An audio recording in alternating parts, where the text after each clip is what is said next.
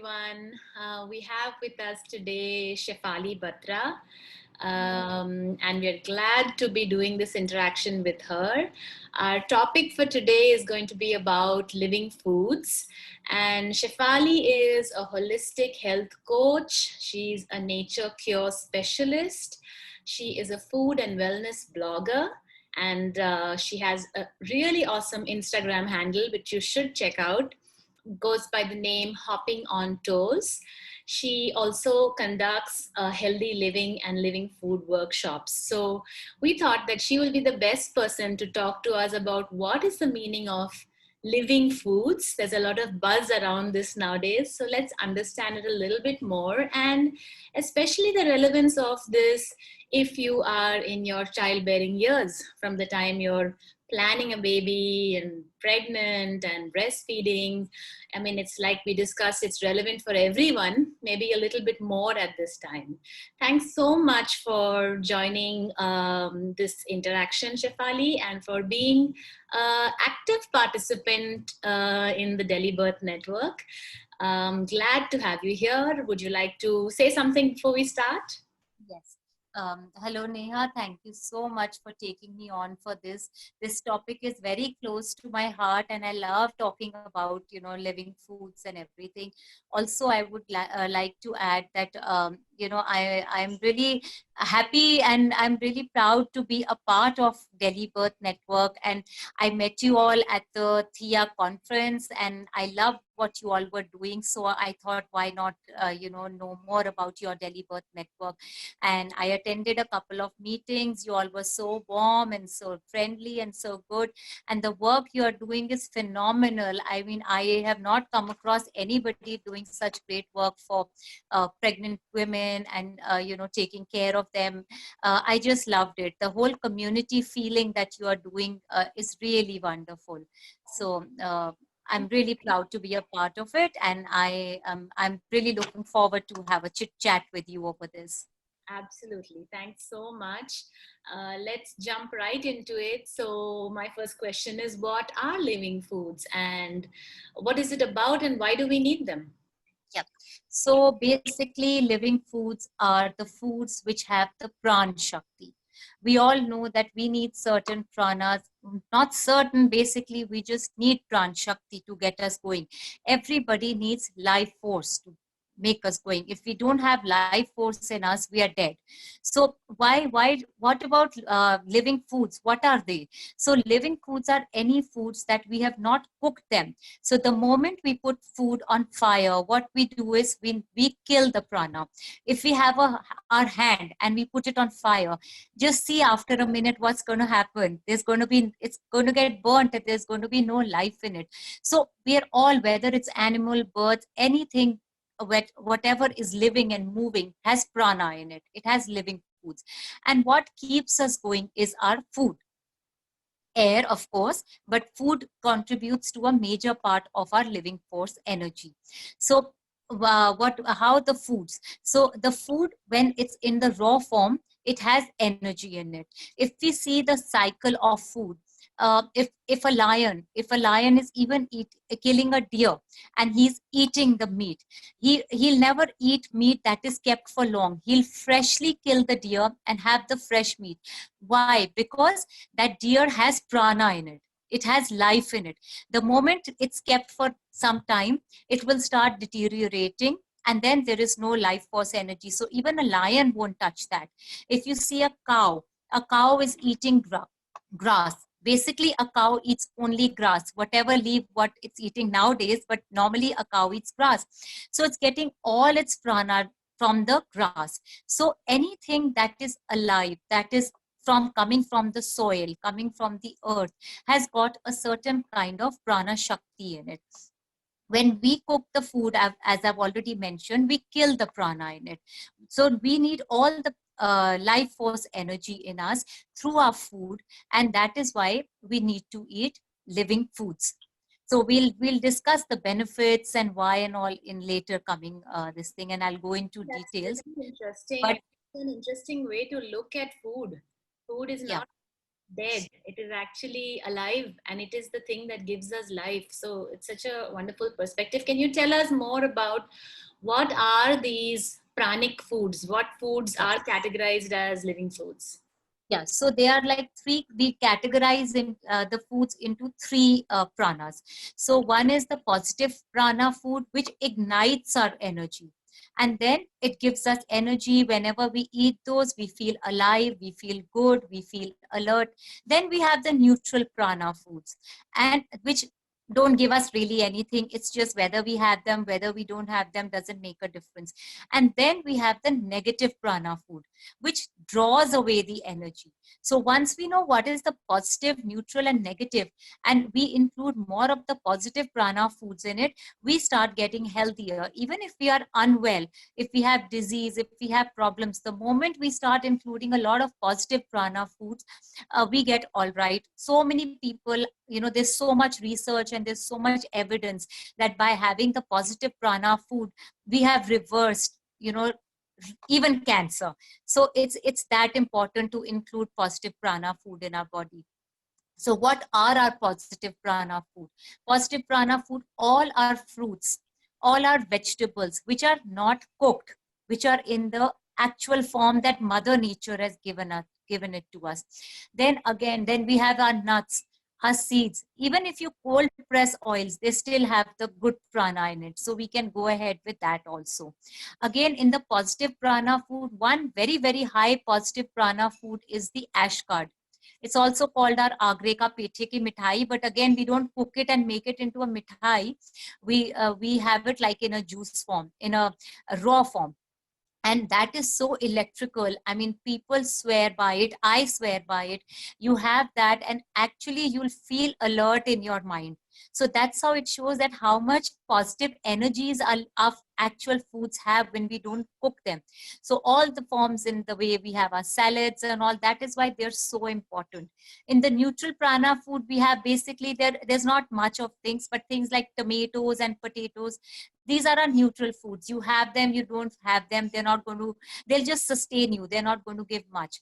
Now we come to the actual ones, which is the negative prana food, which draw our energy Which away. I'm sure we end up eating most of the time. Yes. So all our junk food, all our processed food, which are all factory made foods basically, are our negative prana food. They pull away the energy from us. Then anything that we are addicted to, so whether it's tea, coffee, alcohol, tobacco, even when we talk about ginger and garlic, you see in some communities they don't take ginger, sorry, not ginger, it's garlic and onions. So they don't take garlic and onions, and there's a reason behind it. Garlic and onions are very good when we have it in a medicinal form. If you're having a garlic empty stomach, or we are having it with some kind of, we're taking it in a medicine form, it works great. But when we overdo, what are we doing? We are overdoing with everything. Now, garlic is quite heating. And again, it draws the prana if you're overdoing it. And when you're cooking it, garlic in a raw form is good. But once you cook it, you're actually taking away all its properties. So every time we are cooking our food, it might satiate us. It might fill us. It might make us feel good. But actually, it takes the prana away. How? Because when we eat cooked food, we've lost all the vitamins, we've lost the minerals, we've lost all its pran shakti. Once it's on fire, it's gone. So we need a lot of, we've killed the enzymes and everything. So our body needs to produce a lot of digestive enzymes now to digest that cooked food, because we've killed the actual enzymes that Mother Nature gave us to digest the food. So now our body has to work harder. And when if we are eating simple home cooked meals, it's all right, it's still our body can throw it out. But when we are eating processed food, things which are chemical laced, which are all our pizzas and burgers, which has all come from the west into our diets, our body has to use a lot of prana. Again, it loses life force energy while digesting that food. Whereas when we have our live food, you will see it's basically water content. So we have that, and very little waste is left from that kind of food. So our body is it digests it easily, and there's so little waste, and also that is food for the good bacteria also. So we are feeding the good bacteria, and because there is water content, all the body is using all that live food, it's using all the pranic energy, and it's we are now taking that energy, and it's going to make us live and alert with that. Whereas when we are eating so much of negative prana food, we are using all our energy just to digest it. So definitely we are going to feel lethargic or something. It's just like a little small example that, we have a nice Sunday meal of chole bhature and lassi and, all that. And what happens? All we want to go and sleep after that, because it's taking the life force energy, it's utilizing all our that alert energy that we have in our body, it's utilizing it to digest our food. So definitely we are getting lazier, and we want to sleep, and we want to take a nap after that. Interesting how our body tells us that. Even Yes. if nobody tells you what you're saying, I'm sure all of us know it intuitively. When you Yeah. eat a fresh salad or fruits or those live foods you spoke about, you feel lighter, you feel energetic, you feel so much more in spirit. But when you Yeah. eat something heavy, you enjoy it at that time, and your taste buds are all you're really having a blast. And the moment the meal is over, you're like, "Kyun khaya? Why did I?" And your body gives you signs. And like you said, gut health really is the indication of a lot of other overall health of your body. So can you talk a little bit more about that? Is it just about being easily digested? What more does that mean? What do these foods do for our overall well-being? Yeah. So this is what is most important. Is first thing is that living foods are nutritionally very, very dense. So because they are in their natural form, Mother Nature has given it to us in that form. And they've got all the vitamins, minerals, all the kind of oils that we need. We really don't need anything externally. That is again to, for our taste buds and all, that we are cooking our food and making it. But they've got all the phytonutrients, they've got all the antioxidants. So there's been research that when people have gone on to completely raw living foods, they have reversed, I think, any kind of problems that they have. I mean, I have gone to a level where people, I know so many people personally, that doctors have told them, that they will not be able to reverse this condition, and they've gone literally for 6 months on a raw food diet, and everything has reversed. That's how Mother Nature works with us. We sync with Mother Nature, she syncs with us, and we are like completely all right. So also when we are having the raw food, which is the living food, it's like it's food for our good bacteria. So that's what we call it, the prebiotics. Food that is before, we eat our cooked food, we must have a salad or something like that, and that feeds our good bacteria. And we all know that we are more bacteria and less us. The body is made out of, yeah. And every time we are having the cooked food, or every time we are having any kind of junk or any kind of processed food, we are only feeding the bad bacteria. So what about, the good bacteria? And definitely we need more of the good bacteria. And what happens is, when you're eating a lot of junk, the bad bacteria, they start colonizing in our gut. And that's when we have leaky gut syndrome, we have gut problems, and every disease starts from the gut, most of them, You know, the that's one of major. the most fascinating things that I learned a few years Yes. back about health. Yeah. So that is why, unless we feed ourselves with living foods, and good bacteria only wants to eat the living foods, they don't want those dead sugars and the pizzas and the pastries and all that. It's all right if you're having it just once in a while to, you have a certain craving or something. So the more living foods we have, they feed our good bacteria, and it's food for the good bacteria. And when we have good bacteria, we stop getting the cravings for our junk, because unless the cells are nourished, we are going to be overfeeding ourselves. We are always going to be hungry because the cells are asking for food, and we are giving it dead food all the time with so much processed food that the cells are always starving for food. So And unless we give them, you think that you feel like eating something sweet, so the craving is for sugar, but actually what you need is probably food, protein or other real food. Yeah. yeah, you need food. The cells are asking for food, they don't get food. Because I deal with people, and I see, when I see, they say, oh, we don't eat anything and why we are so unwell. But That's when I the see problem. their day routine, there is nothing living, there is zero living. They're not having, they might just have a one measly fruit a day, that's it.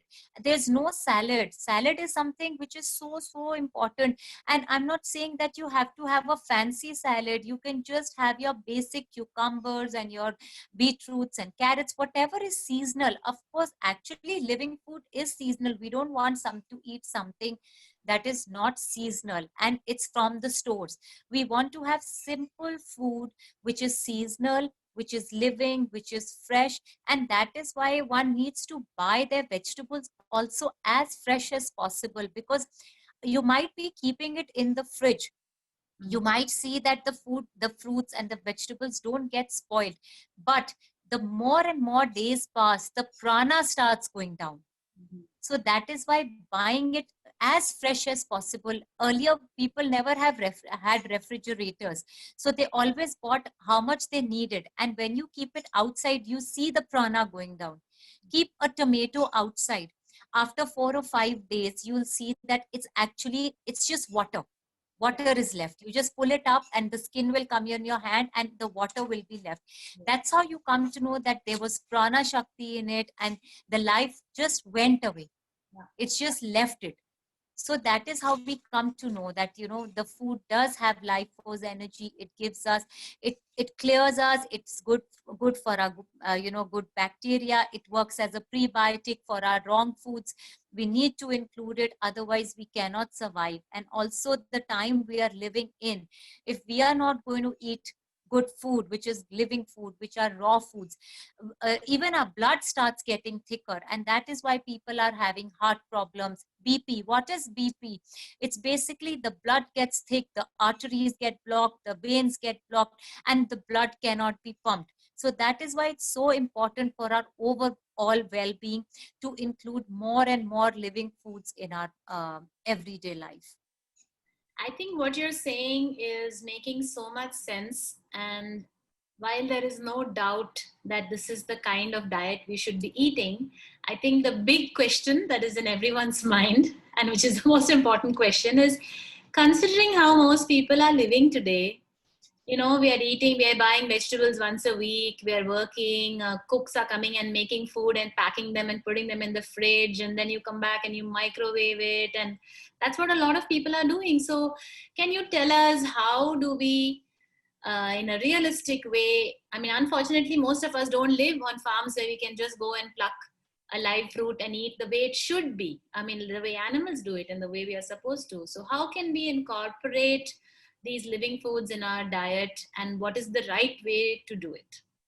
So once a week is still okay, because people who are working and cannot really buy every day, it's all right. One can buy once a week also and store it nicely in the fridge. The main thing is that how much of the raw foods you're having. So even if your cook is preparing your food, it doesn't matter, because what I'm talking about is not your cooked food. For me, it is cooked is just to satiate yourself, but the living food. And it doesn't matter, because that's the easiest. All you need is a knife and a chopping board. Even if you don't have that, a knife will do it. Even if you don't have a knife, you can just munch onto that. So how do you include it in your everyday meal? So mornings basically are for cleansing. We all know that mornings, we when we sleep, the body is working and it's on a cleansing mode. When we get up, we go for our bowels, we go and urinate and everything. We take a bath, we shower. So we know it's for cleansing in the morning. So similarly, we need to take a shower inside also. So that's how our body gets cleansed every day. So morning, if we can start with something like a green juice or something like a vegetable juice, we're not juicing our fruits, because fruits we'll be eating them, because of course then the sugar content is more and we lose the fiber. But for vegetables, definitely we can juice it, because we get a form of concentrated nutrition in a glass.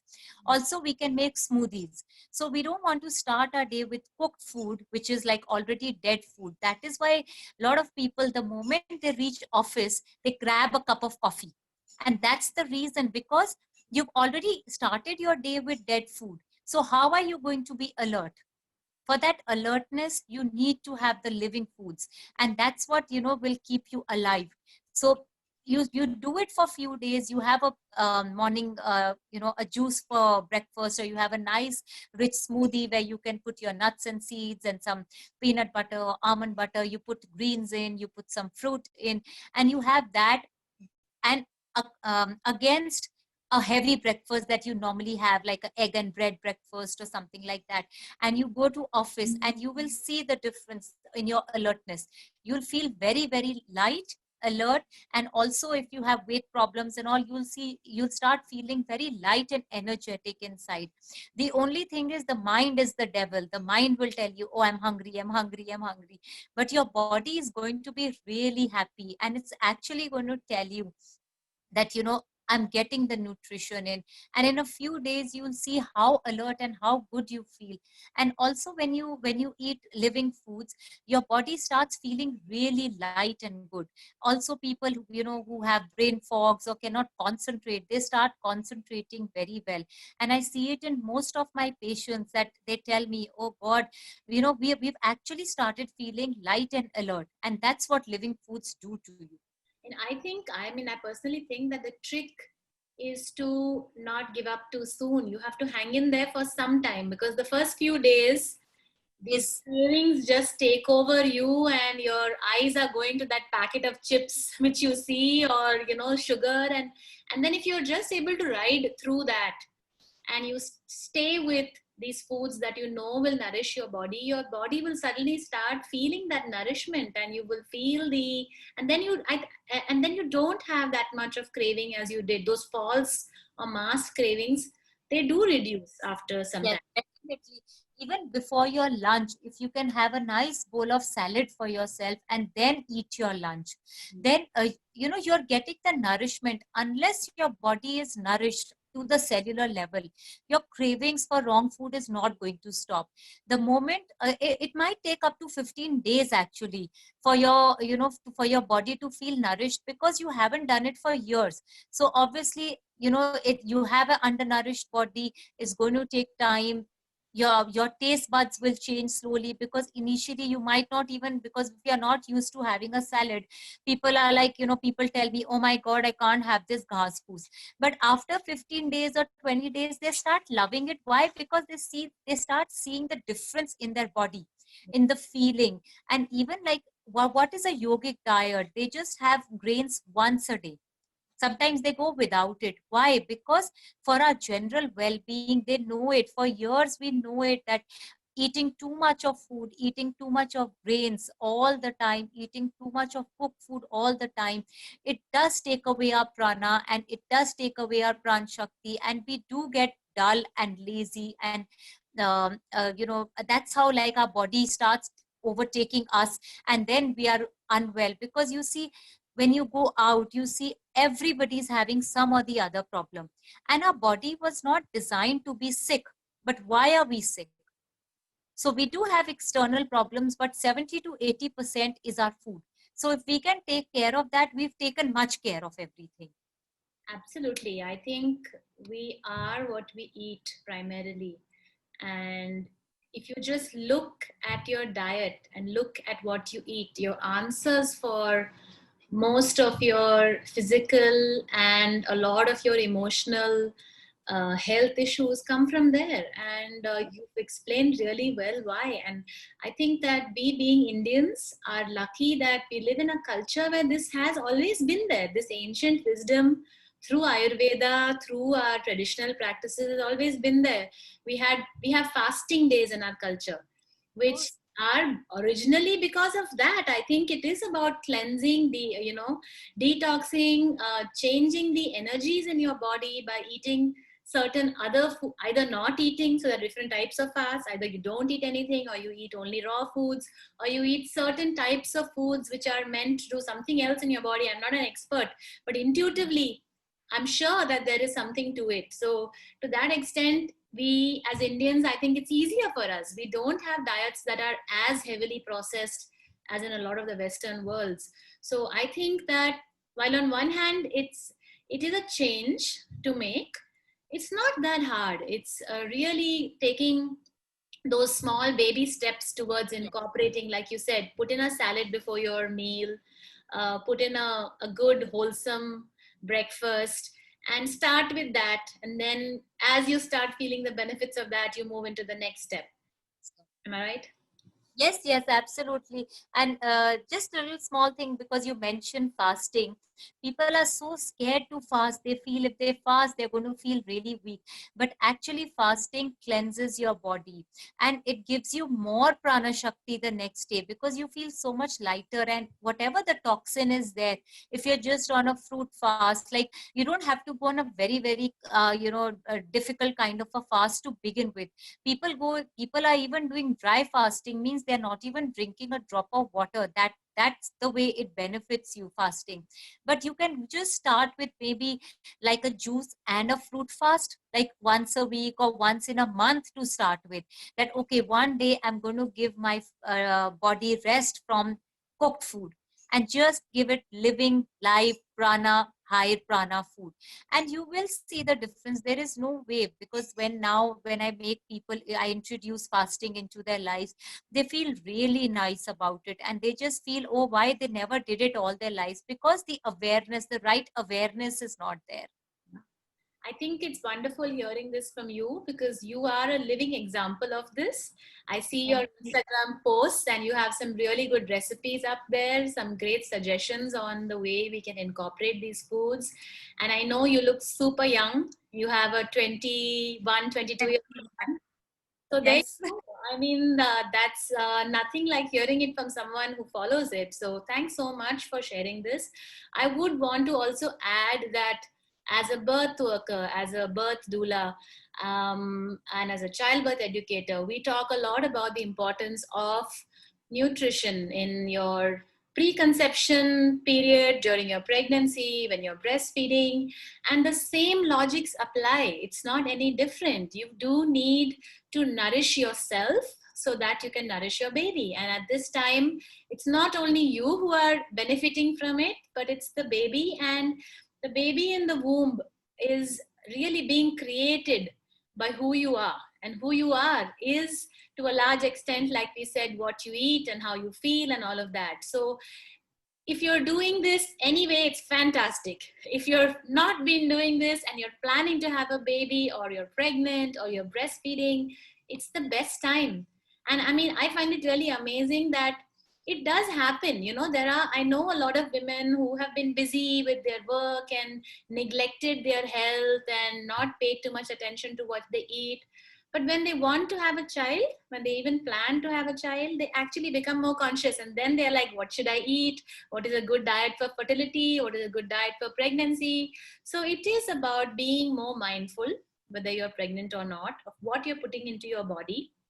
And the more alive, healthy food you put into your body, the more alive and healthy you will be. And that is what you're going to be passing on to your baby in the womb or in your arms. And there is solid science that supports that now. There is the whole study of epigenetics, which talks of how it's not just the genes, but the environment that determines how lifelong health for that baby will be.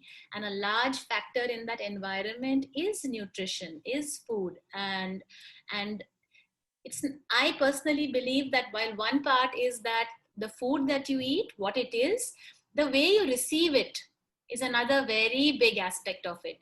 So you should do this because you know it's good for you.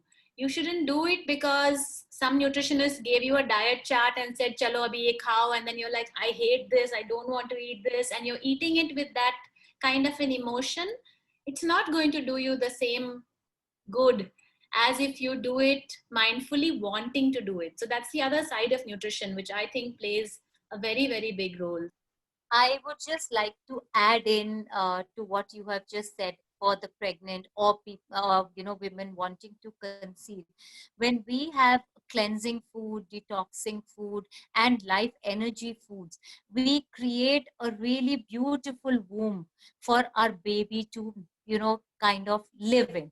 And it's our baby. And when we say we are eating for two, we are eating a lot, we want to give the baby nourishing food, which, just like how you said, for life the baby is healthy. If the mother eats healthy, the baby is going to be healthy. Also, there's again enough evidence to say, to show that women who are on healthier foods, who are mindfully eating, who are in a calm state of mind, they are delivering normal deliveries than compared to, stressful ladies or something. So it really, I mean, eating living foods, basically it helps a long way for what your child is going to be in the future, the health of your child.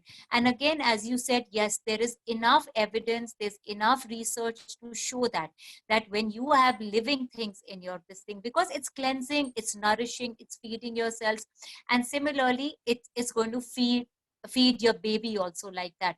And no babies wants, believe me, they don't want spicy food, they don't want processed foods, and also the chemicals that is in the processed food. We think, okay, we are eating for two and we are allowed to eat anything at this time. So all that chemicals in the food is going into your baby, and that is why sometimes, very very sadly, we see that babies are born with a lot of problems. And that, I'm not saying every time it happens because of that, but at times it could be that the way the mother has been eating for the 9 months, it really depends on that also. So if the mother eats really clean and good food, believe me, she is going to be a healthy mother, and she's going to have a very very healthy baby. Thank you so much. And I think that thing which you said about eating for two, it's actually very misunderstood. Eating for two doesn't mean double the amount of food. It actually means that what you're eating is for you and for your baby. So when I would whatever say you're putting proper in your mouth, you think of it nourishment. for nourishment. It's about nourishment, not about calorific intake. Yeah. So, thanks so much, Shefali. This has been wonderful. I'll share Shefali's Instagram handle, a couple of research papers maybe, and some other links that you can go through to know more about the topic. I hope everyone found it interesting as much as I did. Thank you so much. Thank you so much, Neha. It was wonderful being with you for Delhi Birth Network. Thank you. Bye bye. Bye-bye.